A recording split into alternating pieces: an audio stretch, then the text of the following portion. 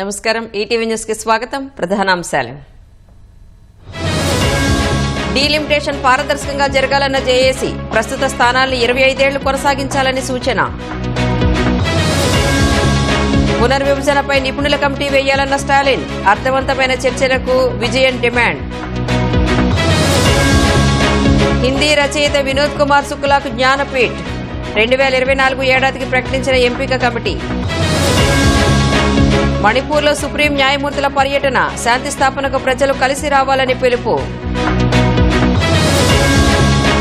Online gaming సంస్థలపై కొరడా, 357 వెబ్సైట్లను black చేసిన కేంద్రం. ఇజ్రాయెల్పై లెబనాన్ యెమెన్ నుంచి దాడులు, ప్రతీకార చర్యలకు దిగిన నెతన్యాహు సైన్యం.